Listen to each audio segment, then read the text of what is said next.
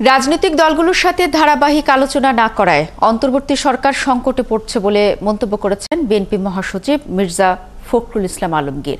বলেন, চট্টগ্রামে অস্থিরতা ও বিশ্ববিদ্যালয়ে হত্যার ঘটনায় পতিত সরকারের দোসররা এতে জড়িত থাকতে পারে। এদিকে গণঅভ্যুত্থানে আহত ও শহীদদের পরিবারকে শনিবারও আর্থিক সহায়তা দিয়েছে বিএনপি। রহিম রুমনের প্রতিবেদন। দলের ভারপ্রাপ্ত চেয়ারম্যান তারেক রহমানের নির্দেশে গণঅভ্যুত্থানে আহত ও শহীদদের পরিবারকে ধারাবাহিকভাবে সহায়তা করছে বিএনপি।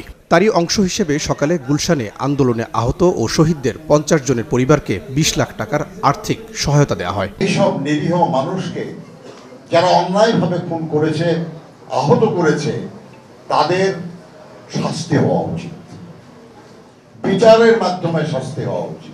এর আগে সাংবাদিকদের সাথে মতবিনিময় করেন দলটির মহাসচিব মির্জা ফখরুল ইসলাম আলমগীর। এ সময় পার্বত্য চট্টগ্রামে অস্থিরতা ও ঢাকা বিশ্ববিদ্যালয়ে রাজনীতি বন্ধ প্রসঙ্গে মতামত দেন তিনি। বিপ্লবের পর থেকেই যা কাণ্ডগুলো শুরু হয়েছে, এই ঘটনাগুলো কিন্তু কোনো বিচ্ছিন্ন ঘটনা নয়, একটার পর একটা দেখবেন। প্রথমেই দেখেন আপনার আনসারদের ঘটনা, ইউনিভার্সিটিতে যে ঘটনাগুলো ঘটছে, আমি এটাকে বিচ্ছিন্ন ঘটনা মনে করি না। অন্তর্বর্তী সরকারের প্রতি বিএনপির দৃষ্টিভঙ্গি আগের মতোই আছে জানিয়ে 6 কমিশন সংস্কারে রাজনৈতিক দলগুলোর মতামত নেওয়া উচিত বলে মন্তব্য করেন তিনি। পরামর্শ দেন সংবিধান পরিবর্তনের সিদ্ধান্ত নেওয়ার আগে মানুষের মতামত নেওয়ারও। সংবিধান পরিবর্তন করতে গেলে আপনাকে আগে মানুষের কাছে জানতে হবে যে তারা কিভাবে সংবিধান পরিবর্তনটা চায়। আরেকটা বিষয় আছে, আমরা কয়েকজন এক্সপার্টস আমরা মিলে একটা ঠিক করে দিলাম, সেটা করাবো। এরপরে সংবিধান আমূল পরিবর্তন, যেটা মানে নতুন সংবিধান, এটাতে আপনাকে তাহলে গণপরিষদ করতে হবে। সংস্কার তো করবেন মানুষের, দেশের প্রতিষ্ঠানগুলো, তাই না?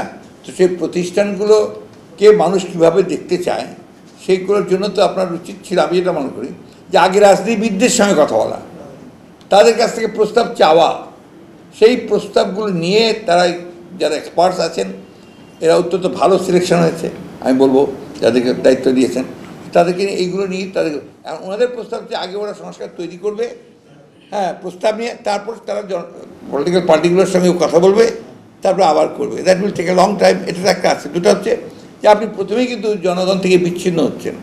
শেখ হাসিনার ভারতে আশ্রয়ের 45 দিন পার হলেও এখনও সরকার তাকে ফেরত চায়নি। বিএনপি মহাসচিব বলেন, প্রকৃত রাজনীতিবিদ হলে আইনকে তার মোকাবেলা করা উচিত।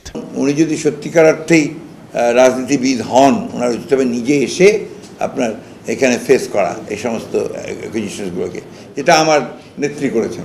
2007 সালের মতো আবারও -2 ফর্মুলার আশঙ্কা বিএনপির আছে কিনা এমন এক প্রশ্নের জবাবে ফখরুল বলেন, এটার কোনো সুযোগ নেই। ডিপেন্ডস অন দ্য ফিউচার, তখন দেখা যাবে। তবে বাংলাদেশের মানুষ ওটা মানবে না। রহিম রুমন, 71, ঢাকা। আছে কিন্তু